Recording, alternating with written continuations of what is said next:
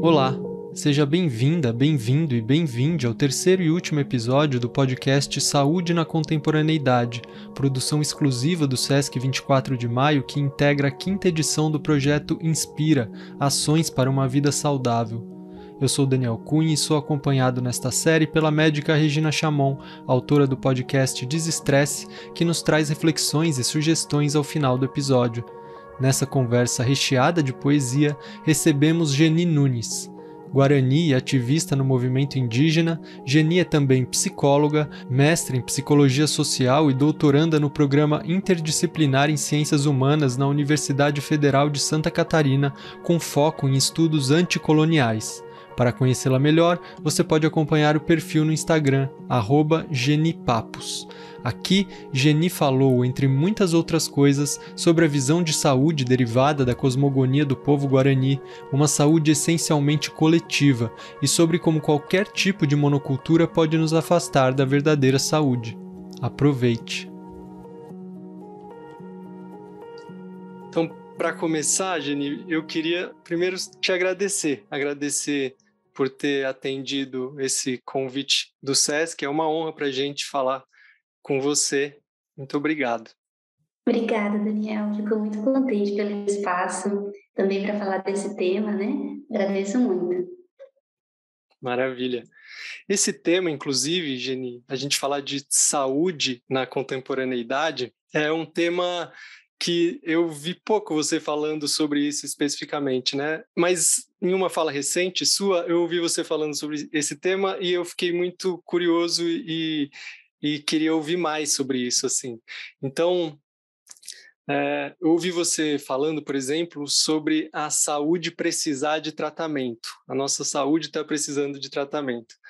E aí, com essa pergunta, com esse ponto de fundo, estava pensando aqui, por exemplo, né, tem essa definição da OMS de saúde, que é sobre um estado completo de bem-estar físico, mental e social, não apenas a ausência de doença, que na prática é uma definição muito utilizada ainda hoje, mas na prática, quando a gente fala em saúde, por exemplo, as atribuições do Ministério da Saúde no país, ainda que haja uma diversidade, a gente consiga trazer algumas visões mais amplas, basicamente a gente está falando em assistência médica, né? A gente está falando em medicalização, a gente está falando de uma forma talvez um pouco restrita. Eu queria ouvir de você, se você poderia compartilhar, o que seria saúde na visão guarani, ou numa cosmovisão mais ampla, uma cosmovisão em que você acredita, assim, o que seria saúde?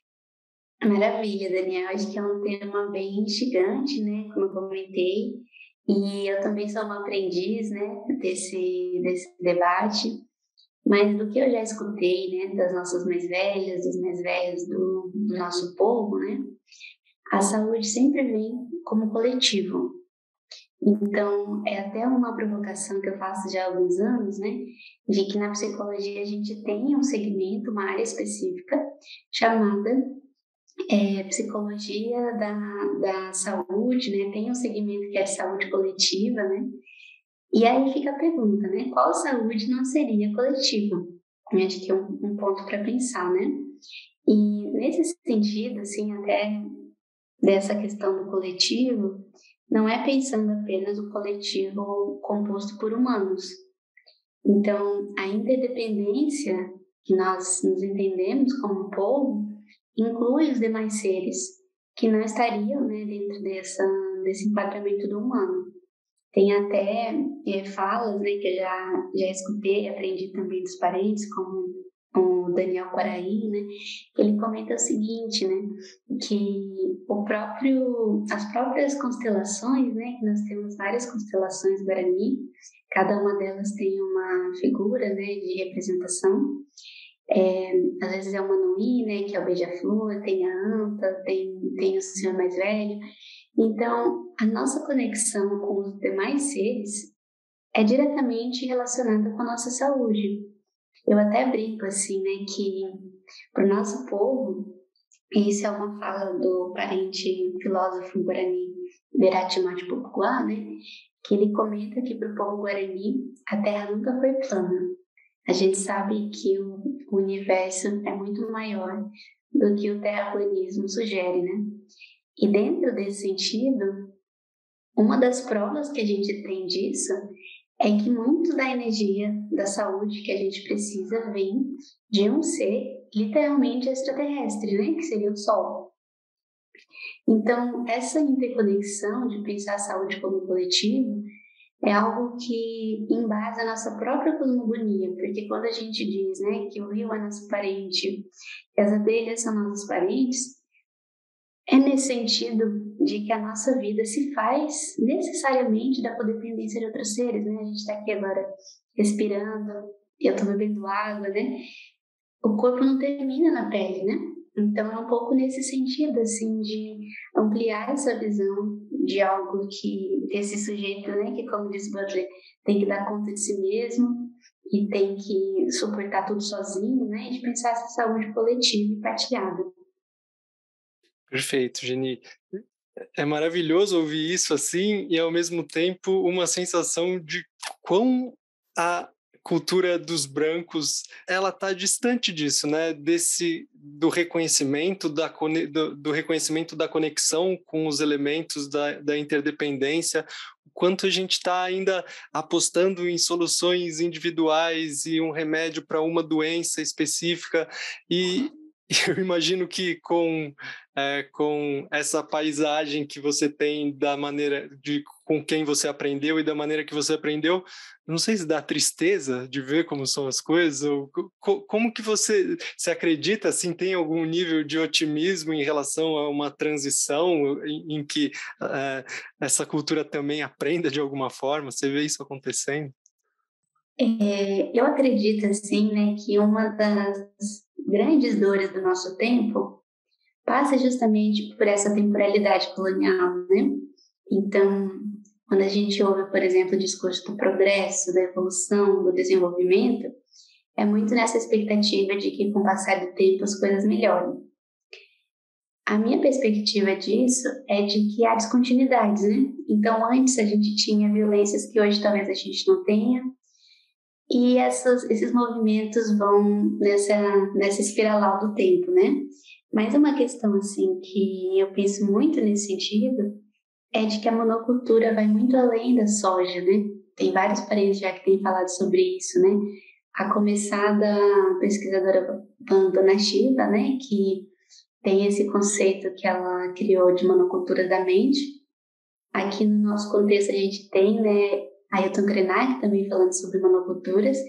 Eu não adiro muito a essa noção de monocultura da mente, porque para mim mente já é um sintoma do próprio binarismo da monocultura, né?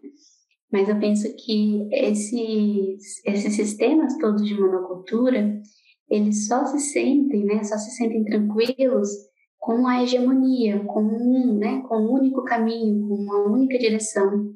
E isso dificulta a saúde das próprias pessoas que estão nessas posições hegemônicas, né?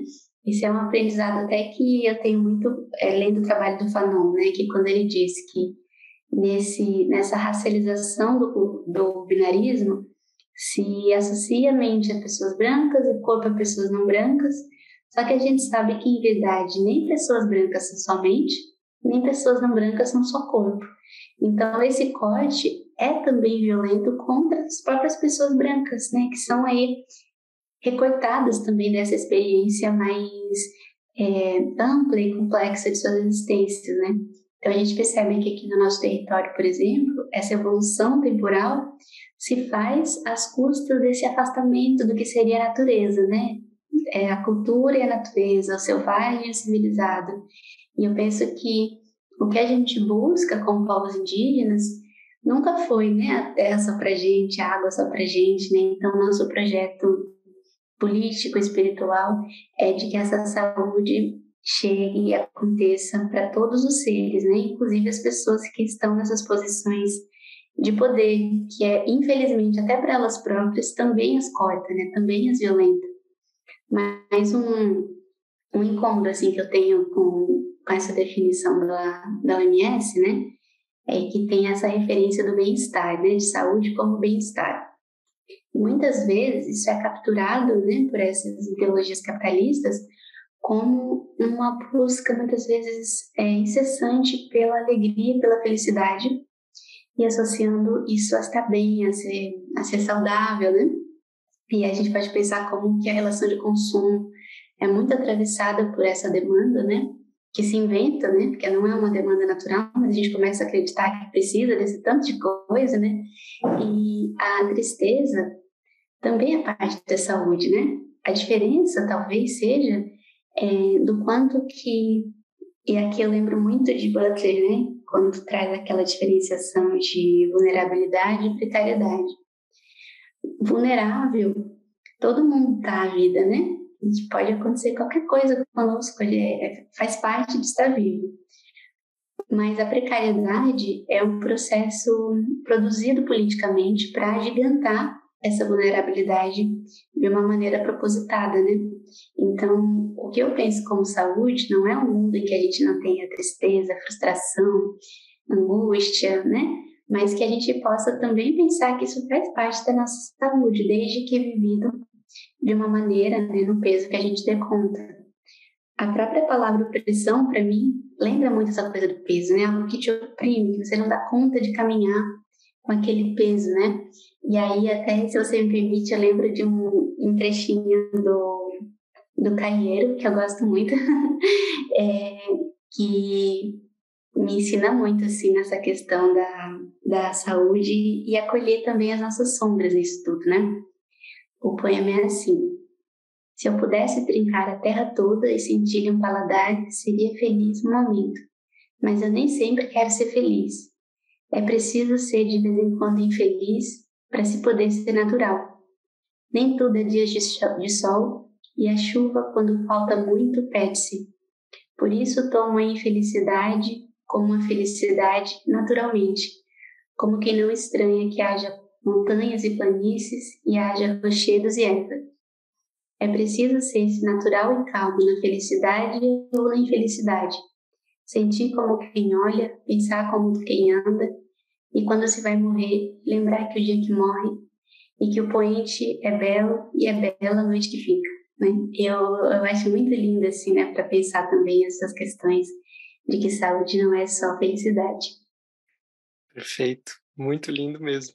Jenny, você falou de monocultura, e aí, enquanto você fala, também me vem à mente uma percepção de como a estrutura de pensamento já é muito dual, é como eu já tenho uma estrutura de pensamento muito baseada nessa monocultura, porque eu ia te falar isso, você, no seu Instagram, você coloca ali, contra todo tipo de monocultura. E aí, que tipo de coisas que a gente poderiam ser classificadas como monocultura dentro da saúde que a gente observa, da maneira como a gente tem lidado com a saúde? E, de certa forma, quando eu falei que eu já percebo a monocultura no pensamento, é porque geralmente a gente está olhando para a saúde com o referencial da doença, né? Sempre desse lado. E aí, se eu quebro isso, ou se eu dissolvo isso, fica mais difícil de fazer essas classificações e colocar em caixinhas, né? Com certeza, sim. Para mim, se eu tivesse que dizer a característica fundamental de todo o pensamento colonial é o binarismo. E binarismo nesse sentido de não ser a mesma coisa que dualidades, né? Porque em vários povos indígenas a gente percebe que há modos explicativos, né, que recorrem à dualidade. Então, no meu povo, por exemplo, né, a gente tem duas referências, né, o Jatu, que seria o Lua, Quaraú, Yamandu, né, essa referência ao Sol, e isso não está num pai de hierarquia. Então, a crítica ao binarismo não é o fato simplesmente de ser dois, mas é de que esse pai dual está num sistema hierárquico que é parasitário, né? Então, se a gente percebe, por exemplo, essa definição de natureza e cultura, de selvagem e civilizado, ela precisa desse contraste para se positivar. E isso é extremamente problemático, porque cria uma identidade relacional dependente de uma maneira muito vertical, né? E aí, pensando assim, esse binarismo de saúde e doença, Um debate assim, que eu tenho visto aumentar muito nas redes sociais, especialmente desde o início da pandemia, tem sido essa questão da cura, né? E a cura, muitas vezes, em determinados contextos, ela é associada a um movimento acabado, né? Então, se a pessoa diz, estou curada, é como se... E até essa questão relacionada ao milagre, né? Se alguém diz, eu recebi um milagre, fui curado, se depois a pessoa diz, estou novamente adoecido, parece que esse milagre não aconteceu muito a contento, né? Que ele falhou. E justamente isso, assim, né? Que também, até na outra questão, né? Que você tinha trazido também, da gente lembrar dessa processualidade da saúde, né? Então, existe uma necessidade de cultivo. Eu até comento assim, né, que tem uma sazonalidade emocional, né? A gente também passa por diferentes momentos e fases que demandam cuidados distintos, né? E a monocultura é esse caminho reto, né? E aqui lembro de uma frase do Mestre Bispo, né? Ele diz: tudo que é reto mente. Eu acho maravilhoso, né? Porque é justamente isso. Não tem como a gente ser bem acolhido nas nossas dores, angústias, alegrias, se há uma resposta, né? Quase um glutamato monossódico psíquico, que coloca aí uma, uma rapidez, né, que se promete rápida ali para aplacar a angústia, mas que muitas vezes atua apenas no sintoma e não naquilo que o origina, né?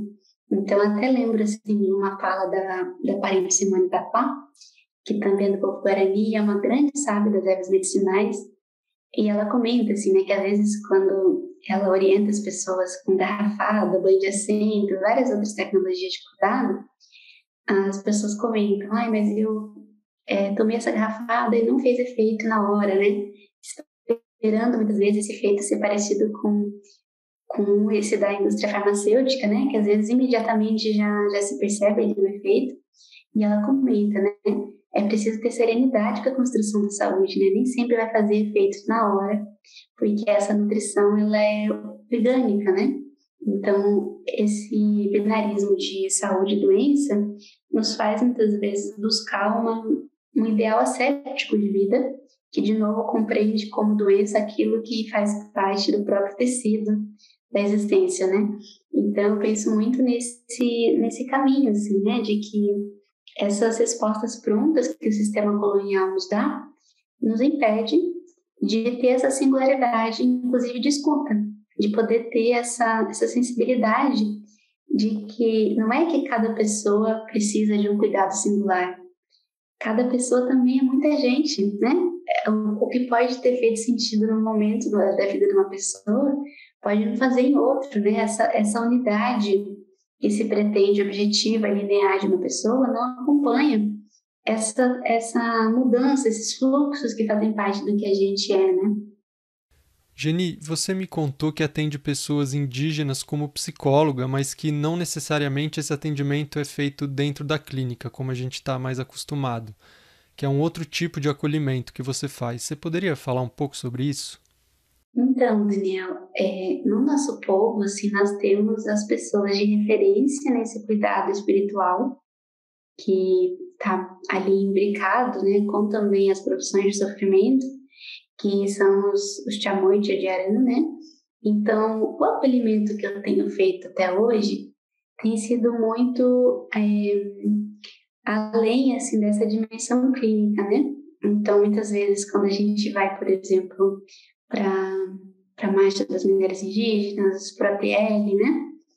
Eu fico atenta ao que está acontecendo, né, com o coletivo. E muitas vezes esse acolhimento, ele vai ser, por exemplo, um abraço, vai ser a troca de uma água que a pessoa não tem, né? Vai ser encontrar uma cadeira para as pessoas mais velhas sentarem.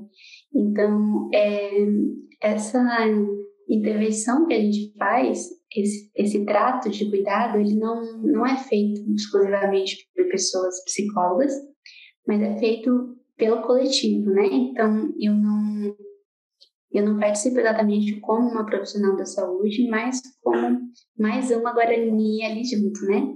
certamente as ferramentas da formação podem auxiliar, né? Mas a gente sabe, assim, que quando a gente comenta, né, que nós indígenas vivemos em 2022, né, que nós não somos seres do passado, é também, infelizmente, porque as violências também nos constituem, né? Então, não somos isentos de reproduzir machismo, homofobia, não somos isentos de reproduzir práticas que são pertinentes a esse tempo histórico, né? E isso também atravessa a saúde dita mental, né? E só por aí a gente já sabe, né, como que esse binarismo corta aí, porque que saúde que seria física, então, né? Eu tenho um cômodo com isso, porque até no debate sobre violência, tem algumas tipificações que eu entendo que tem uma finalidade também didática, mas que tem uma certa filosofia que as ancora, e essa filosofia é binária, né? Então, quando se diz, a pessoa sofreu uma violência física e a outra sofreu uma violência psicológica. Eu sempre fico me perguntando, né? A violência física também não é uma violência psicológica? A violência psicológica também não está no nosso físico? Onde que começa e termina? O que seria físico e psicológico se a gente está vivendo essa violência como uma pessoa inteira, né?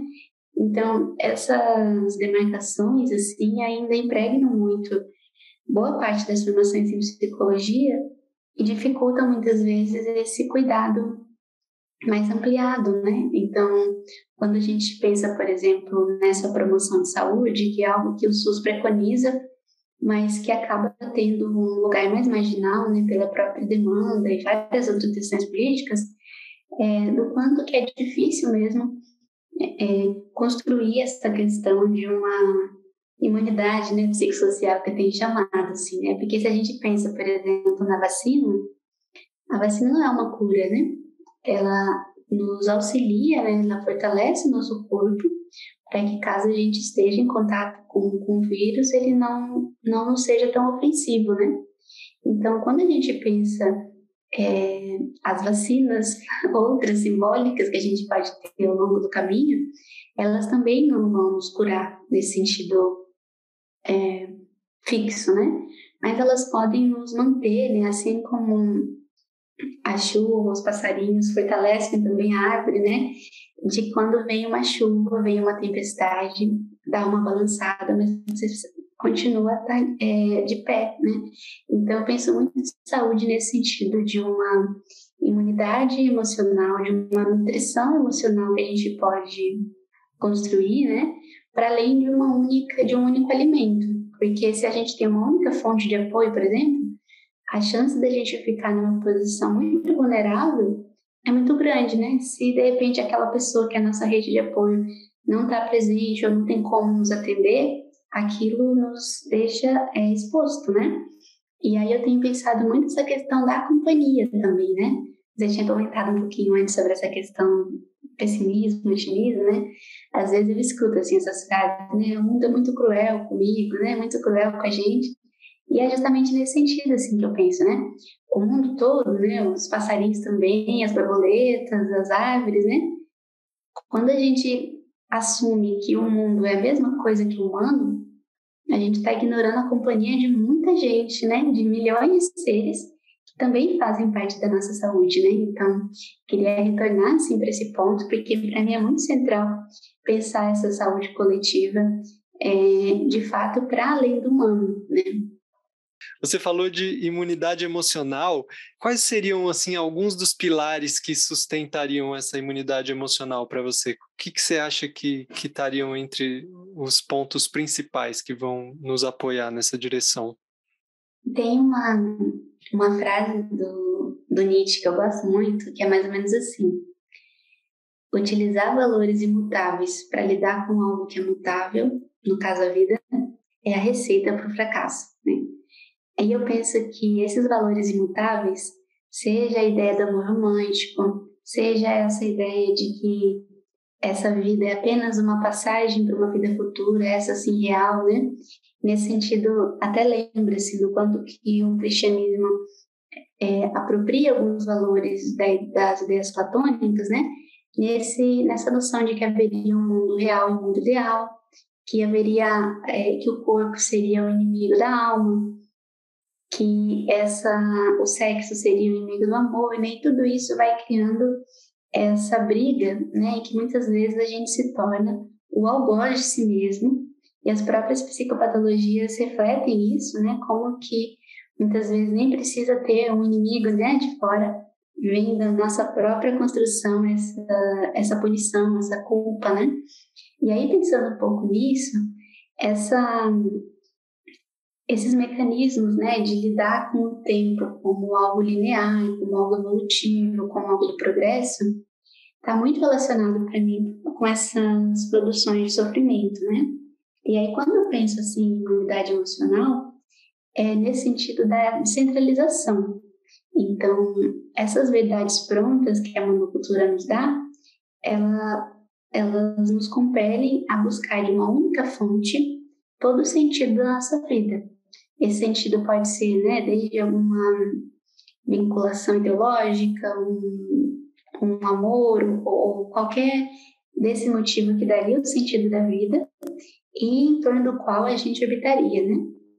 E esse sentido, me parece, deve ser poroso, deve ser transbordante, né? Porque para que a gente não fique nessa dependência que não é saudável, de que se não houver aquilo, a gente desaparece, a gente falece, né? Tem até frases, né? Até pensando nas questões mais das relações, que dizem isso, né? Se essa relação acabar, meu mundo acaba. Ou é o fim do mundo, né? Se tal coisa acontecer. Então, para mim, essa imunidade emocional precisa de um colorido. Essa nutrição, né, que a gente precisa da vida, precisa ser diversa e múltipla. E é nesse sentido até que eu utilizo, né, essa noção de princípio da floresta como aquele que seria o oposto ao princípio da monocultura, né?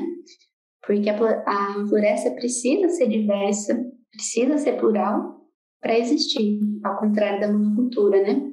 Então, sempre que a gente sentir assim que há essa direção unívoca, né, em que a nossa saúde só vem de um lugar, o sentido só vem daquilo, isso no geral costuma nos colocar aí nessa posição de precariedade, né? E até penso assim, depois das pessoas que estiverem nos ouvindo, né? Pensem que tem uma mesa, só tem uma única e frágil coluna que a sustenta, né? Se essa coluna cai, a mesa quebra junto, né? Então, se a gente tem vários pontos de apoio na vida, se esse firmamento, né, esses tentáculos, né, e a própria raiz, né, nos ensina muito nisso. O Deleuze e Guattari também falam, né, dessa questão do rizoma como aquilo que se espraia, que não tem origem e destino, mas que dá uma capilaridade para nos sustentar, né? Lembro até de uma frase de uma professora querida, Maria Juraci Tonelli, que ela dizia, né, são os laços que nos sustentam no mundo, né? São os vínculos, a qualidade desses vínculos que tornam a nossa saúde possível, né? E é esse vínculo não só, de novo, com as pessoas à nossa volta, mas o vínculo que a gente tem com o trabalho, com o corpo, com a sexualidade, com a alimentação, né? A possibilidade que a gente tem de ter essa nutrição, né? Tem um livro também até que eu queria recomendar para quem estiver nos ouvindo, que é do parente de José Verá. Nesse livro, ele comenta que as raízes das árvores que sustentam o planeta Terra, que é por isso que a gente cuida das árvores, porque sem a sustentação delas o planeta desaba, né? E para mim é uma imagem muito forte, assim, dessa ramificação da saúde, né? Muito lindo tudo que você falou agora, Geni. Pensando também, de repente, alguém que está nos ouvindo vem procurar o podcast do SESC sobre saúde na contemporaneidade, e aí a pessoa talvez ela vá procurar isso porque ela não está bem de saúde, ela está doente, está com alguma doença crônica ou alguma coisa, e aí ela vai escutar tudo que você está dizendo e talvez o que você esteja propondo seja bem diferente do que ela ouviu de um médico ou de, né, para lidar com as situações, mas eu me identifico muito assim, porque até por uma experiência pessoal de ter um diagnóstico de uma doença degenerativa de alguns anos atrás, e os caminhos, para mim, mais eficientes, mais efetivos, têm sido esses ligados ao mundo interno, a uma transformação interna, que é o que você está propondo, uma mudança de paisagem, uma mudança de visão, uma ampliação da visão, né? Muito mais do que essas soluções rápidas e prontas que a gente é oferecido, de que você é esse remédio, ou se não for esse, é esse, mas que aquilo a gente está olhando assim ao redor e vendo que essas soluções rápidas e prontas também não estão funcionando do jeito que elas são prometidas, né? Então, faz sentido pensar dessa forma, como uma mudança interna, assim, que as pessoas possam começar a olhar para isso, assim, talvez não se desesperarem se não existir o remédio específico para aquela doença que ela tem, mas que há muito a ser feito, assim, há muitos caminhos para seguir, não existe um único. Com certeza, Daniel. Eu acredito, assim, né, que a sensação de impotência, em alguns casos, ela vem desse lugar de centralização, em que muitas vezes a pessoa sente, se eu não puder salvar a mim mesmo, o mundo, as coisas, então eu não tenho nada a fazer, né? Talvez a gente possa encontrar um equilíbrio nisso, de pensar, e até uma frase assim que eu sempre digo, né?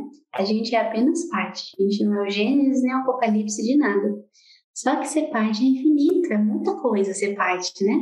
E nesse sentido, assim, até pensando nisso que você traz também, que muitas vezes essas lógicas capacitistas, né, associam esse cuidado contínuo, essa codependência a pessoas que têm deficiências específicas, né?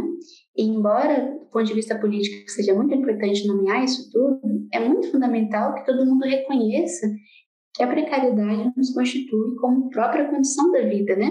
Então, esse cultivo da saúde, que é até nesse sentido que eu falo do tratamento, né? De que não tem cura, mas tem convivência. E isso é bastante coisa, né? Não é pouca coisa para a gente pensar, inclusive essa convivência com a gente mesmo, né? Nesse sentido, assim, eu tenho pensado que a culpa e o mérito são gêmeos, assim, são irmãs muito próximas, porque as duas partem desse mesmo lugar.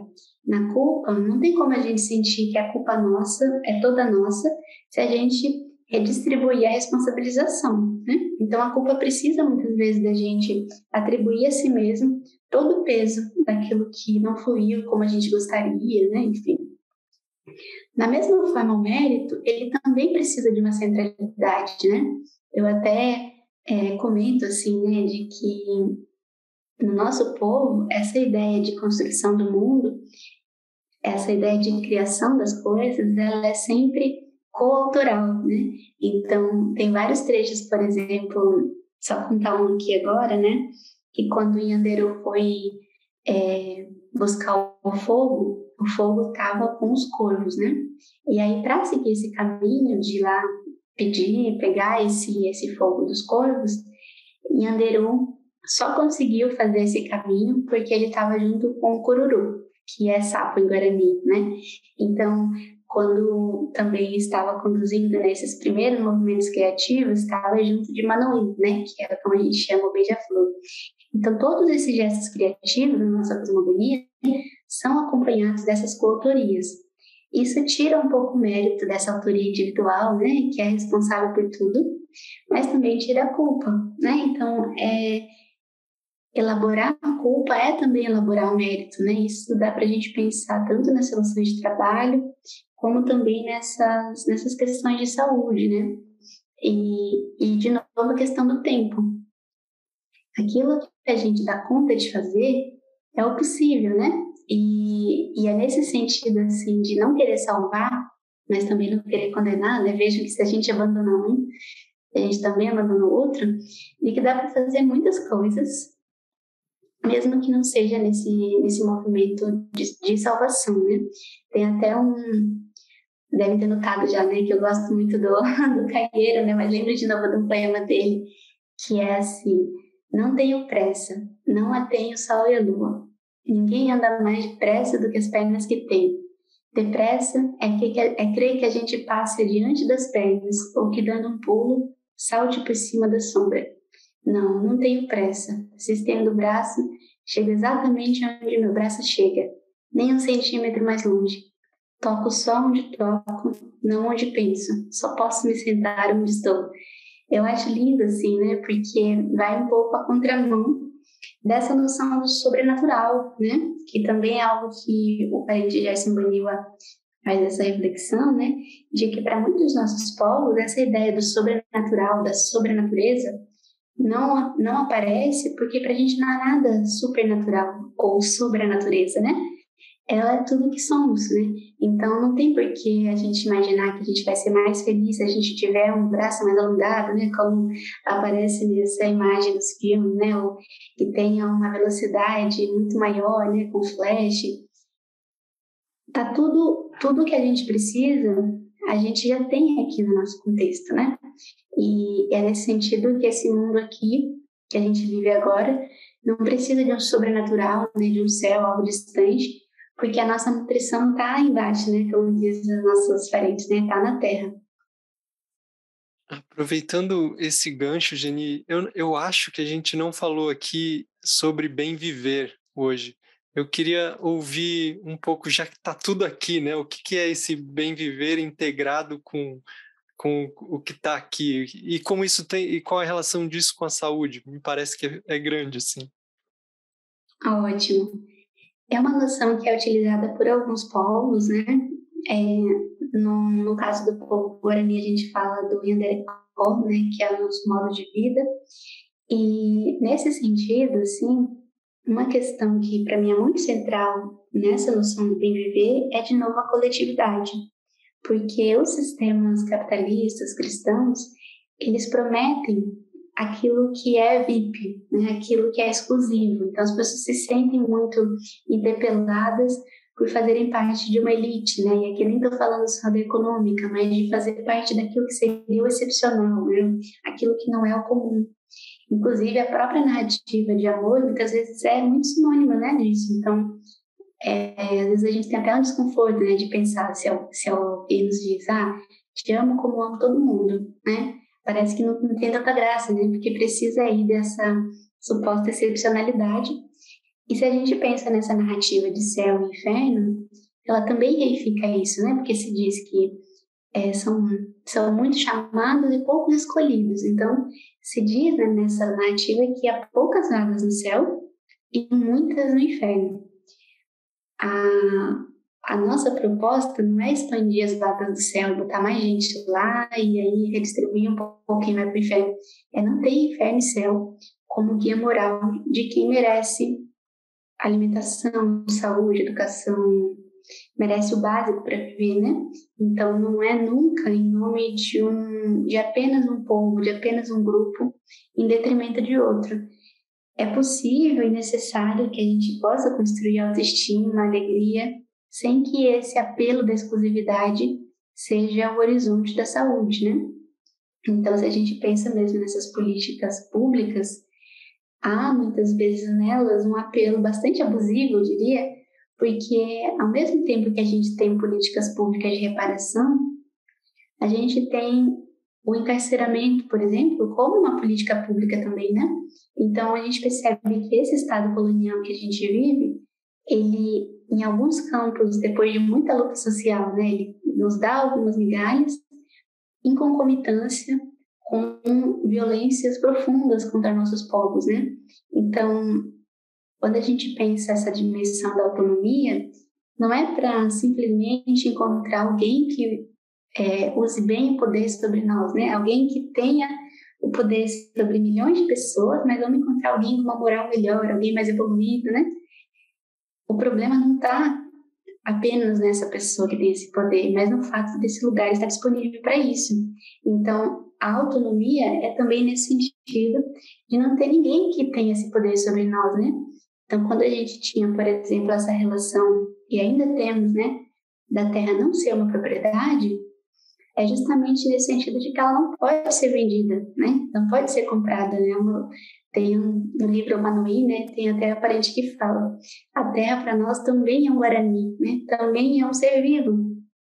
Inclusive, um parente de Anastácio Peralta, de que Guarani Kaiowá, também comenta que percebendo que a terra é um ser vivo, é que a gente compreende que ela precisa de descanso e ela não pode estar em constante produção, porque ela se exaure, se fragiliza e não consegue mais florescer, né? Também o nosso corpo, como parte desse território, é atravessado por essas políticas de exploração e esgotamento que estão muito relacionadas a, de novo, a falta, né, dessa saúde mental. Então, acho que pensar essa saúde coletiva é também pensar uma luta anticapitalista, né, para que a gente possa, inclusive, ter de volta a possibilidade de viver o tempo de maneira mais fluida, né? Eu sempre comento assim de uma fala da Kireti Chapuran, que ela menciona assim, né, que é muito comum que a gente escute aquela frase: índio só quer saber de terra sombria e água fresca, né? E aí ela sempre comenta, né, essa pergunta: e é pouca coisa? Terra sombria e água fresca? Talvez se a gente, todos nós, né, tivéssemos terra sombria e água fresca, a gente não tivesse tão ferido e machucado. Eu queria lembrar só de uma outra frase que eu ouvi você falando que acho que seria legal de trazer aqui, que você comentou sobre uma fala do parente Geraldo, sobre o remédio tá no jeito de fazer, né? Se você pudesse comentar ela pra gente. Ah, sim. Uma das armadilhas, né, desse sistema de compra de brinquedo e tudo mais, eu mencionei o brinquedo, né, porque minha família tem uma cooperativa de frete, mudança, e é muito impressionante, assim, ver, né, como que muitas famílias, às vezes a criança tem um quarto lotado de brinquedo e nenhum deles é utilizado, né, pela criança. E isso nos salta muito aos olhos, no sentido de que a brincadeira não está no brinquedo, está no brincar, né? Então não adianta achar que a brincadeira vai estar posta em si mesma só na compra desses brinquedos, se não houver o principal, que é brincar com a criança, ela ter a possibilidade de brincar, e esse brincar pode vir inclusive de do faz de conta, né? De uma vassoura se tornar um avião. A gente sabe que é muito essa produção toda, né? Então, até lembro também de uma fala da Maria Rita Kel, que ela comenta daquelas histórias que sempre tem um rei triste, né? E acho que é bem sintomático também do quanto que esse sistema monárquico não parece ser muito alegre, né?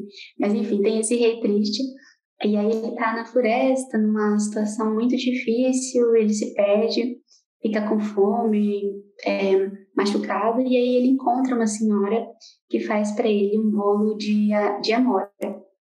E aí, quando ele volta para o reino, ele convoca um grande concurso para tentar achar alguém que fizesse, né, aquela receita daquele bolo de amora que ele havia comido, e ninguém consegue fazer aquele bolo, né? E a lição, digamos assim, dessa história é que nesse gosto do bolo de amora estava o desamparo que ele estava o alívio que ele teve quando encontrou aquela casa, né? Então, não tem como a gente comprar essas coisas, porque elas se fazem nesse tecido cotidiano, né? Então, quando o parente comenta, né, que o remédio está no jeito de fazer, é no sentido de que é o vínculo que a gente tem com as coisas que produz o sentido, e não o sentido está posto nelas, né? Tanto é que quando a gente está, por exemplo, num estado mais deprimido, pode aparecer uma proposta incrível de viagem, pode aparecer um show maravilhoso, e aquilo às vezes aparece de maneiras mais cedas, né? Não tem tanta graça, porque a nossa própria abertura para aquilo está embotada, né? Então, a saúde é um pouco abrir esses poros para que a gente fique, né, como diz o Fanon, poroso aos suspiros do mundo, né? Para que a gente consiga fazer esse envolvimento com as outras coisas, e esse envolvimento não necessariamente vai ser mediado por essa ideia de produto, de pílula, de algo pronto, né? Mas, e é nesse sentido até que eu falo dessa artesania relacional, né? De que a gente possa fazer dessas relações, desses vínculos, um artesanato, né, que tem a nossa cara, a nossa história, nosso sotaque, os nossos medos, né? E isso vem muito do jeito de fazer mesmo, né? E não tem como se apropriar ou comprar esse tipo de coisa. Nossa, Geni, muito, muito maravilhoso. Só fala poder ter essa troca com você. Acho que todo mundo do SESC está acompanhando com a gente essa conversa. acho que abriram poros em todo mundo aí. Acho que a gente sai maior dessa conversa. Muito, muito obrigado. Se você quiser dar um recado final, se tiver alguma coisa que você acha que faltou complementar, fique à vontade. Obrigada, Daniel. Foi uma alegria estar aqui. Às vezes as pessoas comentam, né? Tal coisa tempo perdido, né? A pessoa perdeu tempo. E se a gente pensar que esse tempo, né, sentido cronológico, está sempre passando, talvez a gente sempre esteja perdendo tempo, independente da utilidade capitalista que possa ter ou não, né? E aí o convite, né, que eu faço aqui para finalizar é que já que a gente vai perder tempo, que a gente perca com gosto, né? Que a gente perca bonito, perca dignamente, né? Tenha esse brilho no olho com esse movimento, inclusive de perda, né?